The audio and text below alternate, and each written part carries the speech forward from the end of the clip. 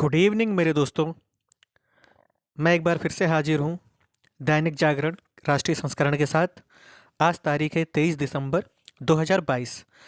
आज फिर से हम देखेंगे प्री प्लस मेंस के पॉइंट ऑफ व्यू से आज इस अखबार में हमारे लिए कौन कौन सी खबरें आई हैं जो हमारे लिए महत्वपूर्ण हैं।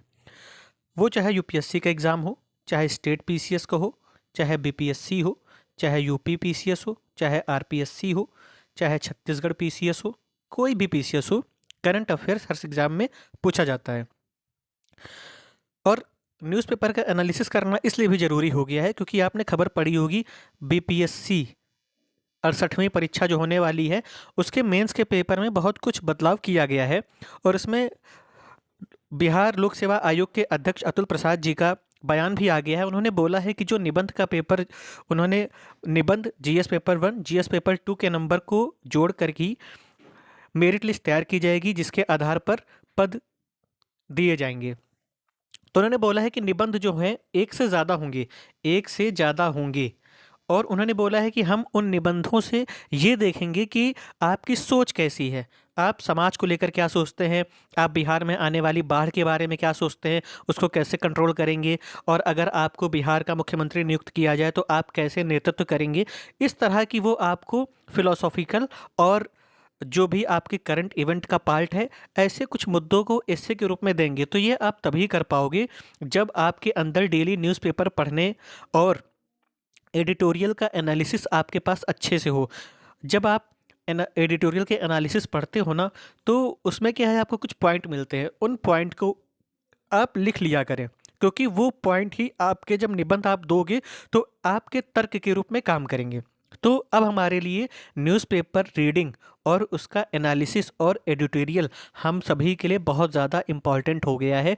अब हम बिना अखबार के नहीं रह सकते क्योंकि अगर बिहार पीसीएस में आपको सिलेक्शन लेना है तो आपको अखबार पढ़ना है। फिर चाहे यूपीएससी हो चाहे यूपी पीसीएस हो, आपको मेंस में आंसर राइटिंग करने के लिए और अपनी राइटिंग को और रिच बनाने के लिए, कंटेंट को रिच बनाने के लिए आपको यहाँ पर ध्यान देना होगा। तो चलिए, ये बात हुई न्यूज़पेपर के इंपॉर्टेंस की।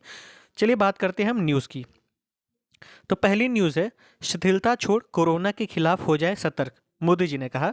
देखिए भारत में क्या है कि चाइना में, अमेरिका में, जापान में हम इन जगहों की स्थिति देख रहे हैं तो उसको देख कर के अंदाज़ा लगाया जा रहा है कि जैसी स्थिति चाइना वगैरह में है जो हमें दिख रही है सैटेलाइट के माध्यम से, वैसी स्थिति हमारे इंडिया में नहीं होना चाहिए।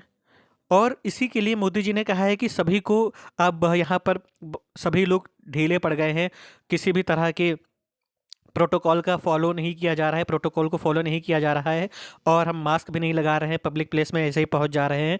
तो इन सब के बारे में मोदी जी ने एड्रेस किया है। ठीक है, उन्होंने बोला है कि इस आत्ममुग्धता से बचें और सतर्क हो जाएं। कई देशों में कोरोना संक्रमण के बढ़ते केस के मद्देनज़र बुलाई गई उच्च स्तरीय बैठक में पीएम ने कोरोना संक्रमण पर कड़ी नज़र रखने और इससे निपटने के लिए ढांचे को पूरी तरह तैयार रखने का निर्देश दिया। और उन्होंने बोला है कि बैठक में नीति आयोग के सदस्य वीके पॉल और स्वास्थ्य सचिव राजीव भूषण ने देश और दुनिया में कोरोना संक्रमण हालात पर विस्तृत प्रेजेंटेशन दिया। उसके बाद मोदी जी ने एक और कहा है कि संक्रमण पर कड़ी नज़र रखने और इलाज करने के लिए तैयार पूरे ढांचे, जिनमें अस्पतालों में बेड, ऑक्सीजन, अस्पतालों में bed, oxygen cylinder, PSA plant, ventilator और कर्मचारी शामिल हैं, को पूरी तरह से तैयार रखने को कहा ताकि किसी भी स्थिति से तत्काल निपटा जा सके।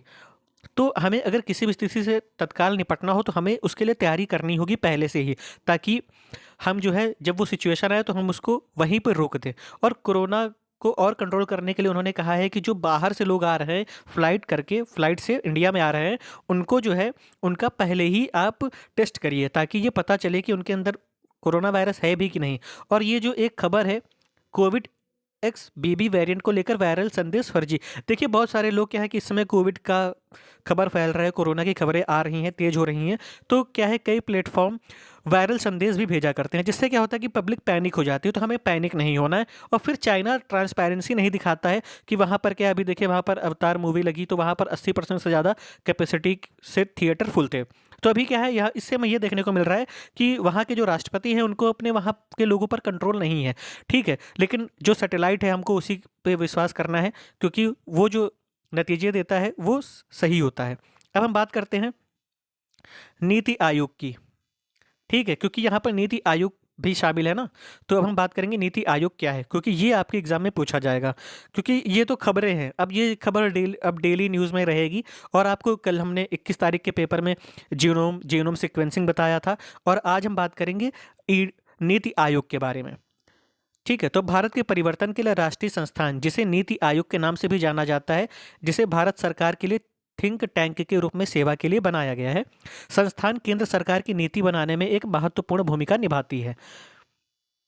स्वाधीनता के बाद यानी आज़ादी के बाद हमारे देश ने तत्कालीन सोवियत संघ के समाजवादी शासन की संरचना को अपनाया, जिसमें योजनाएं बनाकर काम किया जाता था। पंचवर्षीय तथा एक वर्षीय योजनाएं काफ़ी लंबे समय तक देश में चलती रहीं।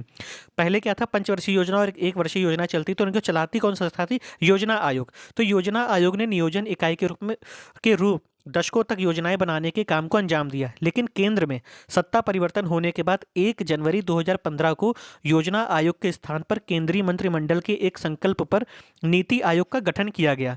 इसमें सहकारी संघवाद की भावना को केंद्र में रखते हुए अधिकतम शासन, न्यूनतम सरकार के दृष्टिकोण की परिकल्पना को स्थान दिया गया। और 65 साल पुराना योजना आयोग कमांड अर्थव्यवस्था संरचना में तो प्रासंगिक था, लेकिन बीते कुछ वर्षों में ये प्रभावी नहीं रह गया था, तो इसलिए इसको हटाया गया। और भारत विविधताओं वाला देश हम सभी जानते हैं। इसके राज्य आर्थिक विकास के विभिन्न चरणों में भी हैं, जिनकी अपनी भिन्न भिन्न ताकतें और कमजोरियां हैं। तो अब क्या है, हम तो आर्थिक नियोजन के लिए सभी पर एक प्रारूप लागू हुई, यह धारणा गलत है। यह आज की वैश्विक अर्थव्यवस्था में भारत को प्रतिस्पर्धी के तौर पर स्थापित नहीं कर सकता, तो इसलिए योजना आयोग को हटा दिया गया। हम अब बात करते हैं नीति आयोग की प्रशासनिक संरचना के बारे में। तो इसके अध्यक्ष प्रधानमंत्री हैं, उपाध्यक्ष प्रधानमंत्री द्वारा नियुक्त होते हैं। संचालन परिषद सभी राज्यों के मुख्यमंत्री और केंद्र शासित प्रदेशों के उपराज्यपाल होते हैं। क्षेत्रीय परिषद विशिष्ट क्षेत्रीय मुद्दों को संबोधित करने के लिए प्रधानमंत्री या उसके द्वारा नामित व्यक्ति मुख्यमंत्रियों और उपराज्यपालों की बैठक की अध्यक्षता करता है। तदर्थ सदस्यता अग्रणी अनुसंधान संस्थानों से बारी बारी से 2 पदेन सदस्य। पदेन सदस्यता प्रधानमंत्री द्वारा नामित केंद्रीय मंत्रिपरिषद के अधिकतम 4 सदस्य। और मुख्य कार्यकारी अधिकारी यानी सीईओ कौन है? तो भारत सरकार का सचिव, जिसे प्रधानमंत्री द्वारा एक निश्चित कार्यकाल के लिए नियुक्त किया जाता है। विशेष आमंत्रित प्रधानमंत्री द्वारा नामित विभिन्न क्षेत्रों के विशेषज्ञ। तो ये था नीति आयोग के बारे में। तो आपने नीति आयोग के बारे में समझ चुके होंगे। अब हम चलते हैं अगली खबर की ओर। अगली खबर है, न्यायपालिका पर सोनिया की टिप्पणी को धनखड़ ने अनुचित बताया। देखिए, कल ही हमने न्यूज़पेपर एनालिसिस किया था, उसमें हमने पाया था कि सोनिया गांधी ने कई सारे सवाल उठाए थे सरकार पर, तो जिसमें से न्यायपालिका भी था। तो उस पर सभापति ने बोला है कि न्यायपालिका को कमज़ोर करना उनकी सोच से परे है। संप्रग अध्यक्ष का बयान अनुचित है। इससे पता चलता है कि लोकतंत्र में उनका विश्वास नहीं है। न्यायपालिका लोकतंत्र का स्तंभ है। ठीक है, तो इन्होंने ये बोला है। तो न्यायपालिका के बारे में आप पढ़ लीजिएगा कि न्यायपालिका क्या है, हमारे यहाँ क्या सिस्टम है उसका। ठीक है, हाई कोर्ट, सुप्रीम कोर्ट के बारे में आप पढ़ लीजिएगा तो आपको पता चल जाएगा। अगला है, भारत चाइना पश्चिमी सीमा पर स्थिरता बनाए रखने पर सहमत। तो ये भी आगे कवर किया गया इस न्यूज़ को, तो हम वहाँ पर देखेंगे। सेनाओं के लिए 84,328 करोड़ रुपए के खरीद प्रस्तावों को मिली मंजूरी। ये भी आगे अखबार में कवर किया गया, हम उसको डिटेल में पढ़ेंगे। अब हम बात करते हैं पर्सनल लॉ की खूबियों और खामियों पर चल रहा मंथन। देखिए, जो कोविड की खबरें आ रही हैं, जीएस पेपर 2 सोशल जस्टिस और जो नीति आयोग है, ये संविधान का भी पार्ट हो जाएगा, गवर्नेंस का पार्ट हो जाएगा। ठीक, और उसके बाद फिर ये जो सेनाओं के लिए है, तो ये जीएस पेपर 3 इंटरनल सिक्योरिटी में आएगा। और पर्सनल लॉ ये सोशल जस्टिस में आएगा जीएस पेपर 2 में। तो पर्सनल लॉ की खूबियों और खामियों पर चल रहा है मंथन। तो क्या है कि राज्यसभा सदस्य सुशील मोदी की अध्यक्षता में संसदीय समिति कर रही समीक्षा समिति को अभी तक इस पर प्राप्त हो चुके 50 से ज़्यादा सुझाव। क्या है कि विभिन्न धर्मों के लागू पर्सनल लॉ की खूबियां और खामियों पर मंथन किया जा रहा है। अब देखिए, कोई भी चीज़ होती है, कोई भी लॉ बनता है, तो उस पर मंथन किया जाना चाहिए ताकि हमें पता चले कि उसकी क्या कमियां हैं, क्या खूबियां हैं। खूबियां हैं तो हम उसको आगे लेके चलेंगे, जो कमियां हैं हम उनको सुधारने की कोशिश करेंगे।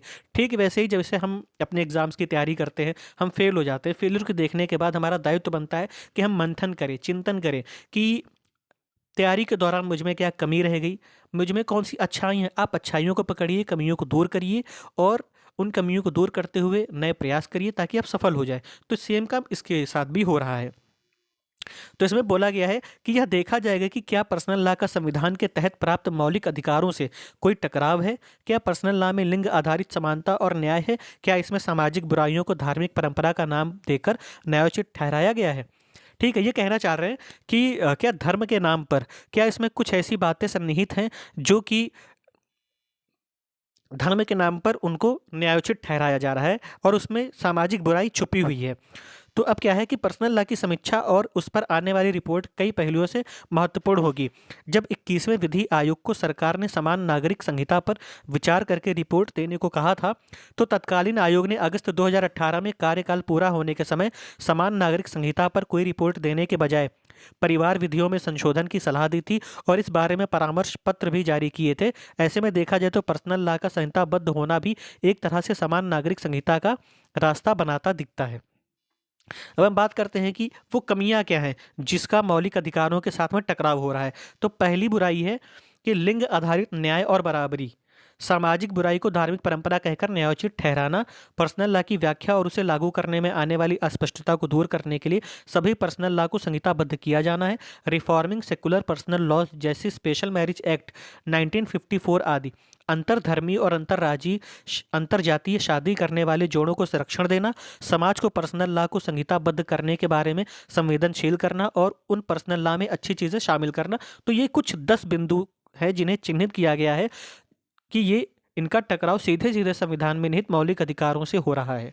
अब हम बात करते हैं कि पर्सनल लॉ होता क्या है। तो पर्सनल लॉ वह कानून है जिसके द्वारा एक व्यक्ति विभिन्न मामलों जैसे विवाह, तलाक, भरण पोषण, गोद लेने, विरासत, संरक्षता, उत्तराधिकार आदि से संबंधित सिद्धांतों के संबंध में शासित होता है। तो ये हमारा पर्सनल लॉ हो गया कि इसे हम पर्सनल लॉ कहते हैं।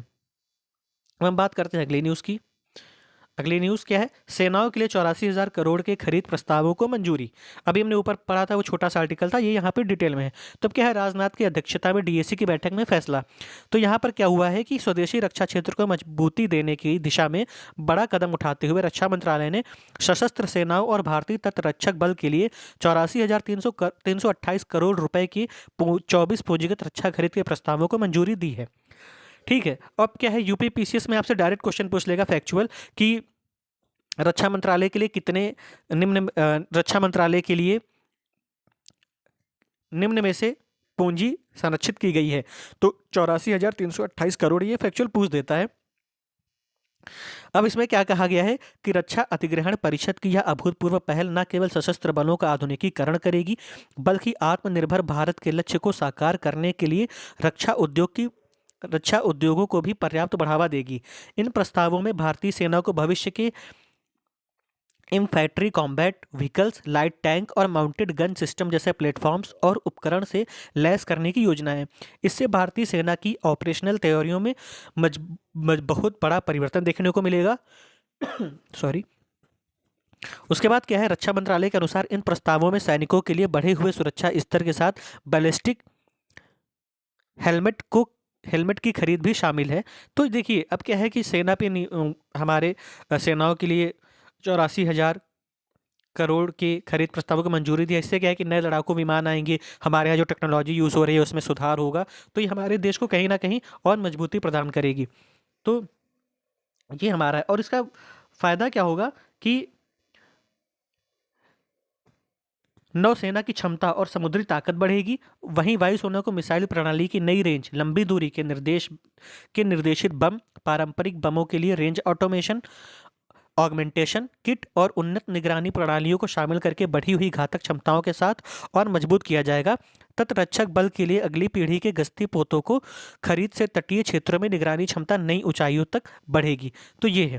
अब हम बात करते हैं भारत चीन पश्चिमी सीमा पर स्थिरता बनाए रखने पर सहमत। इसमें क्या है, इसमें देखिए भारत और चाइना के बीच मई 2020 से ही वास्तविक नियंत्रण रेखा यानी एलएसी पर सैन्य विवाद चल रहा है, लेकिन इस दौरान दोनों देशों ने बातचीत का सिलसिला कभी टूटने नहीं दिया। इसी क्रम में अरुणाचल प्रदेश के तवांग जिले में सैन्य संघर्ष 9 दिसंबर 2022 है ना होने के ठीक 11 दिनों बाद भारत और चाइना के कोर कमांडरों की अगुवाई में बातचीत हुई। इसमें एलएसी व मौजूदा तनावों से जुड़े हर मुद्दे पर चर्चा की गई और इसमें तवांग में हुई झड़प के हमले पर भी बात हुई, है ना। और दोनों पक्षों की तरफ से कहा गया है कि पश्चिमी सीमा पर सुरक्षा और स्थिरता बनाए रखने के लिए सहमत हुए हैं। तो ये देखिए अब देखिए ये है आईआर का टॉपिक, है ना, इंटरनेशनल रिलेशन। तो हम बात करेंगे कि ये जो हुआ है, बैठक हुआ है, ये क्यों हुआ है, ठीक है। भारत चाइना पे सीधा हमला क्यों नहीं कर देता, ऐसी क्या वजह है कि भारत चाइना से के साथ संबंध बनाए रखने के लिए मतलब मजबूर है या फिर क्या है। तो हम इसको जानने की कोशिश करेंगे, क्योंकि आपसे इंटरव्यू में डायरेक्ट सवाल पूछा जाएगा कि क्या भारत चाइना चाइना जो भारत के साथ करता है, क्या भारत को हमला नहीं कर देना चाहिए, आपको क्या लगता है। तो आपको ये एबिलिटी डेवलप करनी होगी कि आप क्या रिस्पॉन्स दोगे, ठीक है। तो हम जानेंगे कि क्या है मसला। तो हम बात करते हैं संबंधों के बारे में भारत चाइना के। तो हजारों वर्ष तक तिब्बत ने एक ऐसे क्षेत्र के रूप में काम किया जिसने भारत और चाइना को भौगोलिक रूप से अलग और शांत रखा। लेकिन जब साल 1950 में चाइना ने तिब्बत पर आक्रमण किया, वहां कब्जा किया, तब भारत और चाइना आपस में सीमा साझा करने लगे और पड़ोसी देश बन गए। 20वीं सदी के मध्य तक भारत और चाइना के बीच संबंध न्यूनतम थे, यानी कम थे, और कुछ व्यापारियों, तीर्थयात्रियों और विद्वानों के आवागमन तक ही सीमित थे। दोनों देशों के मध्य व्यापक तौर पर बातचीत की शुरुआत भारत की स्वतंत्रता और चाइना की कम्युनिस्ट क्रांति के बाद हुई। ये 1949 में हुई थी और स्वतंत्रता 1947 में भारत की। भारत के प्रथम प्रधानमंत्री पंडित जवाहरलाल नेहरू जी ने एक स्वतंत्र तिब्बत के पक्ष में थे। नेहरू जी के इस विचार ने शुरुआती दौर में भारत और चाइना के संबंधों को कमजोर करने में महत्वपूर्ण भूमिका निभाई, और भारत और तिब्बत के मध्य आध्यात्मिक संबंध चाइना के लिए चिंता का विषय था। और साल 1954 में नेहरू और झोउ एनलाई ने हिंदी चीनी भाई भाई के नारे के साथ पंचशील संधि पर हस्ताक्षर किया, ताकि क्षेत्र में शांति स्थापित करने के लिए कार्य योजना तैयार की जा सके। और साल 1959 में तिब्बती लोगों के आध्यात्मिक और लौकिक प्रमुख दलाई लामा और उनके साथ अन्य कई तिब्बती शरणार्थी हिमाचल प्रदेश के धर्मशाला में बस गए। इसके बाद चाइना ने भारत पर तिब्बत और पूरे हिमालयी क्षेत्र में विस्तारवाद और साम्राज्यवाद के प्रसार का आरोप लगा दिया। चाइना ने भारत के मानचित्र में प्रदर्शित 1,04,000 वर्ग किलोमीटर के क्षेत्र पर दावा किया और दोनों देश के बीच अंतर्राष्ट्रीय सीमा के संशोधन की मांग की। साल 1962 में चाइना की पीपुल्स लिबरेशन आर्मी ने लद्दाख और तत्कालीन नॉर्थ ईस्ट फ्रंटियर एजेंसी में मैक मोहन रेखा के पार भारत पर आक्रमण कर दिया, जिसके बाद दोनों देश के मध्य युद्ध शुरू हुआ और संबंध और ज़्यादा खराब हो गए। और साल 1988 में प्रधानमंत्री राजीव गांधी की ऐतिहासिक यात्रा ने दोनों देशों के बीच द्विपक्षीय संबंधों में सुधार की एक नए चरण की शुरुआत की, जिसके माध्यम से भारत और चाइना के संबंध फिर से सामान्य हुए। लेकिन देखो, भारत और चाइना के साथ जो संबंध है वो राजनीतिक भी है, सांस्कृतिक भी है, शैक्षिक भी है, और व्यापारिक और आर्थिक विकास से संबंधित तो है ही। देखिए, अगर भारत और चाइना का युद्ध होगा ना, तो इसमें नुकसान भारत का ही होगा, और भारत का ही नहीं, दोनों देशों का होगा। आर्थिक प्रगति जो हमने की है, हमने जो आर्थिक विकास किया है, वो रुक जाएगा, वो पीछे खिसता चला जाएगा। और फिर हम 17 ट्रिलियन की इकोनॉमी अब चाइना की है, हम अभी 3 ट्रिलियन पे है। तो हमारी अर्थव्यवस्था अभी जब बहुत पावरफुल नहीं है उतनी, तो हमें जो भी हम अगर चाइना के साथ में करेंगे, हम ये कर सकते हैं, हम उसके ऐप को बैन कर सकते हैं, कुछ भी कर सकते हैं, लेकिन हम व्यापार को नहीं बंद कर सकते ना, क्योंकि निर्यात है हमारे यहाँ पर। तो ये सारी चीज़ों को देख करके ये सब बातें होती हैं। और दूसरी बात ये है कि दोनों देशों का नुकसान भी होगा, है ना, समय का, और आर्थिक विकास जो किया वो पीछे चला जाएगा। तो बहुत सारी चीज़ें हैं। अब बात करते हैं चाइना को लेकर पीएम मोदी से कांग्रेस ने फिर पूछे 5 सवाल। तो देखिए, राजनीति को अगर अलग हटा दे तो विपक्ष का काम क्या होता है? विपक्ष का काम होता है कि मौजूदा सरकार को ये ध्यान दिलाना कि उनका ध्यान कहाँ कहाँ से चूक रहा है। तो कांग्रेस ने फिर से सवाल पूछे और उसमें उन्होंने स्पेसिफिकली जो उन्होंने नोटिस करवाया है सरकार को, वो बोला है चाइना मुद्दे को, भारत चाइना संबंध को, कि आप इस ओर भी ध्यान दीजिए। और सोनिया गांधी जी ने बेरोजगारी, इन्फ्लेशन, है ना, महंगाई के बारे में, और सामाजिक ध्रुवीकरण के बारे में ध्यान देने के लिए कहा था सरकार को। उसके बाद हम बात करते हैं अगली खबर की। तो अगली खबर है, भारत में कहर नहीं बरपा पाएगा कोरोना का नया वेरिएंट, डॉक्टर रणदीप गुलेरिया ने कहा है। तो देखिए, यहाँ पर एक बात हुई है, उन्होंने बोला है कि कोरोना वायरस के नए वेरिएंट ओमिक्रॉन BF7 की वजह से पड़ोसी देश चाइना में कोहराम मचा हुआ है। कोरोना वायरस संक्रमित मरीजों से अस्पताल भरे पड़े हैं और मौतों की संख्या में भी तेजी से बढ़ोतरी हो रही है। इस तरह की सूचनाएं सामने आने के बाद भारत समेत अन्य देशों की चिंता बढ़ गई है। वायरस से बचाव को लेकर केंद्र सरकार की ओर से लोगों के लिए एडवाइजरी भी जारी हुई है। साथ ही कहा गया है कि चिंता से ज़्यादा सतर्क रहने की ज़रूरत है। वहीं दिल्ली एम्स के पूर्व निदेशक डॉक्टर रणदीप गुलेरिया ने कहा कि ओमिक्रॉन BF7 भारत में कोहराम नहीं मचाएगा, क्योंकि 90% से अधिक लोगों में क्या है, हर्ड इम्यूनिटी है। तो हमको बात करनी, हर्ड इम्यूनिटी क्या है, ये हमारे प्रीलिम्स में पूछा जा सकता है कोविड से रिलेटेड, कि हर्ड इम्यूनिटी क्या है। हर्ड इम्यूनिटी क्या है, तो हमें इसके बारे में जानना है, क्योंकि हम नहीं चाहते कि जो भी न्यूज़ में अपना मुद्दा आ रहा है, जो टॉपिक आ रहा है, वो हमसे गलत हो। तो हम हर्ड इम्यूनिटी के बारे में जानते हैं। फिर क्या है आगे, देश में कोरोना से संक्रमित होने के साथ साथ टीकाकरण से आज सभी की रोधक क्षमता मजबूत हो चुकी है। इसी कारण देश में कोरोना के नए वेरिएंट ओमिक्रॉन BF7 से चाइना जैसी स्थिति नहीं होगी। और इन्होंने ये भी कहा है कि ओमिक्रॉन BF7 देश में चाइना की तरह कोहराम नहीं मचाएगा। अगर BF7 से लोग संक्रमित होते हैं तो गंभीर रूप से बीमार नहीं होंगे। और इनके मुताबिक देश में बड़ी संख्या में लोग कोरोना से पहले ही संक्रमित हो चुके हैं। इसके साथ अब सभी लोग संक्रमण से बचाव के लिए टीकाकरण करा चुके हैं, इसलिए हर किसी की रोग प्रतिरोधक क्षमता मजबूत हो चुकी है। वैसे भी कोरोना महामारी के बाद लोगों में रोग प्रतिरोधक क्षमता मजबूत करने के प्रति जागरूकता भी बढ़ी है। लोग जरूर लें सतर्कता डोज, यानी कि जो थर्ड है ना वैक्सीनेशन, उसको जरूर लें। इसके लिए इन्होंने पहल की है। तो हम बात करते हैं हर्ड इम्यूनिटी क्या है। किसी समाज या समूह के कुछ प्रतिशत लोगों में रोग प्रतिरोधक क्षमता के विकास के माध्यम से किसी संक्रामक रोग के प्रसार को रोकना है। इस प्रक्रिया को अपनाने के पीछे अवधारणा ये है कि यदि पर्याप्त लोग प्रतिरक्षित हों तो किसी समाज या समूह में रोग के फैलने की श्रृंखला को तोड़ा जा सकता है। इस प्रकार रोग को उन लोगों तक पहुंचाने से रोका जा सकता है जिन्हें इससे सबसे अधिक खतरा हो या जिनकी रोग प्रतिरोधक क्षमता कमजोर हो।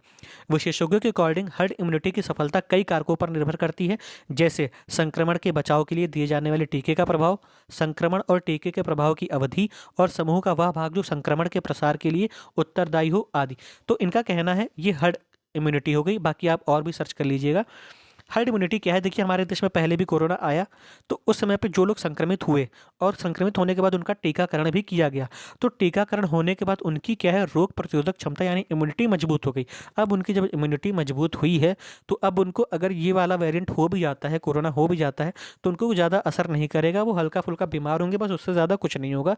तो इस तरह से हमारे देश में उतनी भयानक स्थिति नहीं होगी, ये इनका कहना है। तो हर्ड इम्यूनिटी आप अपने कॉपी पर नोट कर लीजिएगा। अगली खबर देखते हैं। अगली खबर क्या है, अगली खबर है ईडी ने ए राजा की 55 करोड़ की बेनामी संपत्ति जब्त की। हमें इससे लेना देना नहीं कि ईडी ने कितनी संपत्ति जब्त की कितनी नहीं, हमें इससे लेना देना है ईडी क्या है, तो हम ईडी के बारे में देखेंगे। तो देखिए, प्रवर्तन निदेशालय directorate general of economic enforcement Bharat सरकार के वित्त मंत्रालय के राजस्व विभाग के अधीन एक विशेष वित्तीय जांच एजेंसी है जिसका मुख्यालय नई दिल्ली में स्थित है। ईडी के प्रमुख कार्यों में फेमा 1999 के उल्लंघन से संबंधित मामलों, हवाला लेन देनों और फॉरेन एक्सचेंज रैकेटियरिंग के मामलों की जांच करना शामिल है। ईडी फेमा के प्रावधानों के संदिग्ध उल्लंघन की जांच करता है, संदिग्ध उल्लंघनों में शामिल किया है। इसका काम क्या होता है ईडी का, निर्यात मूल्य को अधिक आंकना और आयात मूल्य को कम आंकना, हवाला लेन देन, विदेशों में संपत्ति की खरीद, भारी मात्रा में विदेशी मुद्रा का कब्जा, विदेशी मुद्रा का अवैध व्यापार, विदेशी विनिमय नियमों का उल्लंघन और फेमा के तहत अन्य प्रकार का उल्लंघन। तो ये आपके जीएस पेपर 3 में इंटरनल सिक्योरिटी में मनी लॉन्ड्रिंग जैसा चैप्टर है, वहाँ पर आपका ये काम आएगा, तो आप इसको देख लीजिएगा। ईडी आप नोट कर लीजिएगा ईडी के बारे में, ठीक है। अब ये देखिए, ये आपके लिए केस स्टडी है, ये है ना, ये आपके लिए केस स्टडी है। केस स्टडी है किसके लिए, पेपर 4 इथिक्स के लिए, इथिक्स के लिए, पेपर 4 के लिए। ये केस स्टडी क्यों है, पढ़िए, जानते हैं इसके बारे में। व्यवस्थित विकास से उत्तर प्रदेश के इस गांव में शहरों से चमक। आप देखिए, इथिक्स में आपको अगर अच्छे नंबर लाने हैं तो आप ये काम करा करिए कि जैसे जो भी केस स्टडी पेपर में निकलती है, जिसने कोई अच्छा काम किया तो आप उसका नाम, वो कहाँ से है वो आप लिख लीजिए, उसने काम क्या किया और वो किस टॉपिक से रिलेट करता है उसका काम, उसको नोट डाउन कर लें। जब भी पेपर में उस टॉपिक से सवाल आए तो आप रियलिस्टिक एग्जाम्पल जब दोगे तो एग्जामिनर को लगेगा कि हाँ आपने, आपकी नज़र जो है समाज पर भी है, आपका चरित्र जो है उसी तरह का है और आप भी लोगों का कल्याण करना चाहते हैं। देखिए, विकास पथ पर ग्रामीणों को दौड़ लगाते देखना हो तो उत्तर प्रदेश में आवक गांव आइए। व्यवस्थित विकास तरक्की का पावर सेंटर बना, अत्याधुनिक ग्राम पंचायत भवन, हर घर नल से जल और सीसीटीवी कैमरे की निगरानी में पढ़ रहे बच्चे ग्रामीणों को शहर में होने की अनुभूति कराते हैं। आजमगढ़ जिले के इस गाँव की विकास यात्रा के संचालक बने हैं ग्राम प्रधान जाहिद खान। तो ये देखिए, ये आजमगढ़ का एक गांव है और इनके प्रधान के द्वारा ये काम किया गया है। तो गांव में ही सारे इंतजाम, क्या क्या इंतजाम है, 8 कमरों का ग्राम पंचायत भवन विकास का केंद्र है। गांव की सीमा कहती है कि टीकाकरण, जन्म मृत्यु प्रमाण पत्र, कुटुंब रजिस्टर गांव में ही ऑनलाइन उपलब्ध है।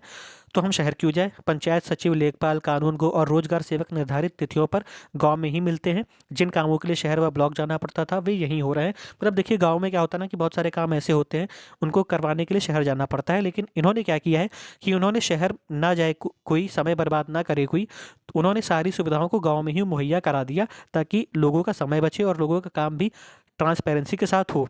और जल संरक्षण की भी मिसाल है। 6 माह पहले ही यहाँ के प्रत्येक घर में नल से जल पहुँच चुका है। सुबह शाम निर्धारित समय पर घरों को जलापूर्ति की जाती है। गांव की एक छोर पर स्थित 70 घरों के पानी के निस्तारण के लिए विशेष तरह के 12 सोख्ता टैंक बनाए गए हैं। कचरे का भी समुचित निस्तारण किया जाता है। मुंबई और दिल्ली में नौकरी करने के बाद गाँव लौटे जाहिद को, अब जाहिद कौन है? इन्होंने मुंबई और दिल्ली में नौकरी की, वापस गाँव आए, इन्होंने गांव के प्रधान बने। उसके बाद इन्होंने सरकारी धन और योजनाओं के सदुपयोग किया गांवों के विकास में, और गांव के लोगों से विमर्श किया, योजनाएं बनाई और उनको अमल में लाए, जिससे आज ये चर्चा का विषय बने हुए हैं। तो देखिए जल संरक्षण की इन्होंने बात की। अब देखिए इन्होंने जल संरक्षण कितनी अच्छे से किया, तो आप ये दे सकते हो जल संरक्षण जैसे टॉपिक में, या फिर इथिक्स इंटीग्रिटी में कि आपको अगर कोई दिया जाए तो आप कैसे राज करोगे, शासन करोगे। तो ये आप केस स्टडी के तौर पे लिख सकते हो इसको एज अ उदाहरण देने के लिए। अब हम बात करते हैं आज और क्या है। देखिए जीनोम सीक्वेंसिंग से खुलता है वायरस का राज। देखिए जीनोम सीक्वेंसिंग आज फिर आ गया ना चर्चा में, तो जीनोम सीक्वेंसिंग जान जाते हैं कि जीनोम सीक्वेंसिंग है क्या। तो जीनोम शब्द मूलतः मानव कोशिकाओं के भीतर मौजूद आनुवांशिक पदार्थ यानी डीएनए आरएनए के सामूहिक स्वरूप के लिए इस्तेमाल होता है। किसी वायरस के संदर्भ में जीनोम को उसके अलग अलग वेरिएंट में देखा जाता है। इस तरह वायरस के नए जेनेटिक वेरिएंट या कहें कि स्ट्रेन की जांच जीनोम सीक्वेंसिंग तकनीकी से हो सकती है। चूंकि हर स्ट्रेन की क्षमता, आकार और स्वभाव एक दूसरे से अलग होता है, इसलिए पहले यह जानना जरूरी है कि उस स्ट्रेन के खिलाफ कौन सी दवाएं या टीके कारगर होंगे। जीनोम सीक्वेंसिंग से मिलने वाली ये जानकारियां कोरोना के खिलाफ जंग को धार दे सकती हैं। ध्यान रहे हमारे देश में अब तक कोरोना के 1 दर्जन से ज़्यादा स्ट्रेन की जानकारी मिल चुकी है, जो विश्व स्वास्थ्य संगठन आदि अंतर्राष्ट्रीय संस्थाओं से साझा की गई हैं।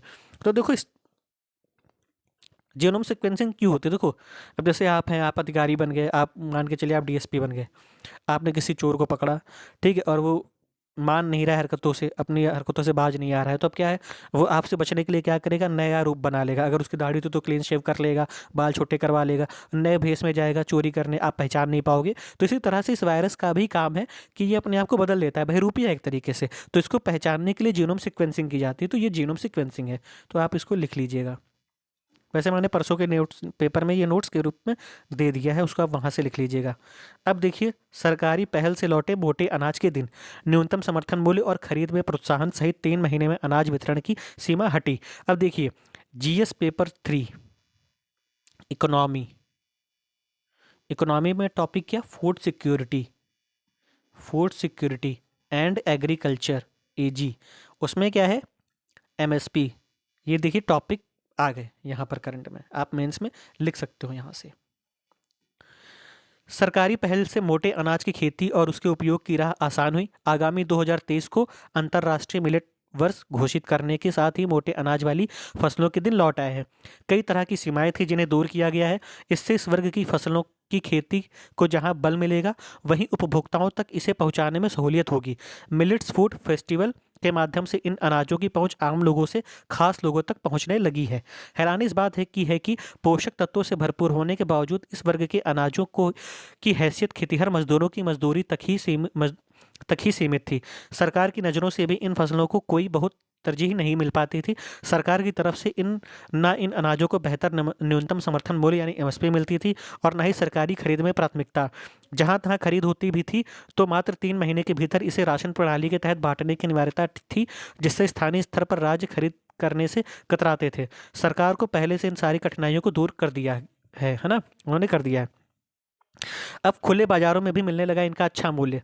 तो पिछले साल के कंपैरिजन किया जाए तो इन फसलों के एमएसपी में उल्लेखनीय वृद्धि हुई है। इसी तरह इन फसलों को सरकारी खरीद को भी प्रोत्साहित करने के लिए राज्यों को विशेष रियायतें दी गई हैं। इसमें 3 महीने के भीतर इन अनाजों के वितरण की अनिवार्यता को समाप्त कर इसे 6 से 10 महीने कर दिया गया है। केंद्रीय पूल में इन अनाजों की खरीद का लक्ष्य पिछले साल 2021 के 6.5 लाख टन के मुकाबले वर्ष 2022 में दुगुना कर 13 लाख टन कर दिया गया है। इन फसलों को अब खुले बाजार में भी अच्छा मूल्य मिलने लगा है। ठीक है, ये मोटे अनाज। अब अगले महीने जो योजना आएगी उसका अगला टॉपिक है मोटे अनाज, है ना? तो उसमें हम और अच्छे से जानेंगे मोटे अनाज के बारे में। देखो मोटा अनाज क्या होता है? मोटे अनाज को हम ज्वार, बाजरा, रागी, इनको मिलेट्स फूड कहते हैं और इनको सुपर फूड भी कहा जाता है। क्यों? क्योंकि इनमें पोषक तत्व बहुत ज़्यादा मात्रा में पाए जाते हैं। ये क्या था? ये किसानों तक ही सीमित था ये।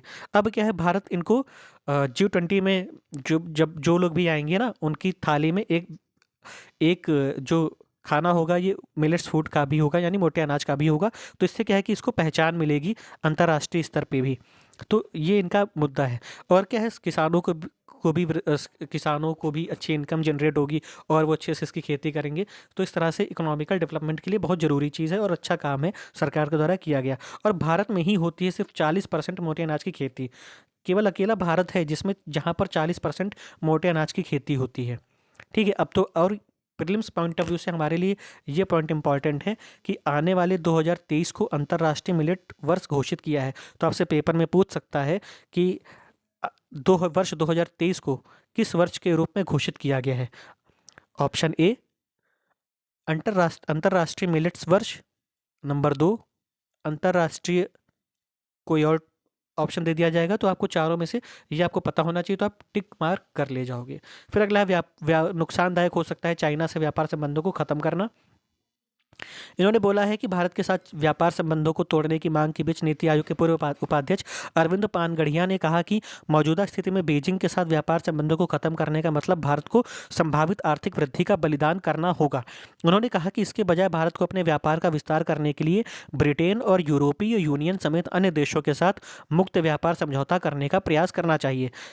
और उन्होंने ये भी कहा है कि दोनों देश व्यापार प्रतिबंध जैसे कदम उठा सकते हैं, लेकिन इससे $17 ट्रिलियन की अर्थव्यवस्था वाले चाइना के मुकाबले $3 ट्रिलियन की अर्थव्यवस्था भारत को ज़्यादा नुकसान होगा।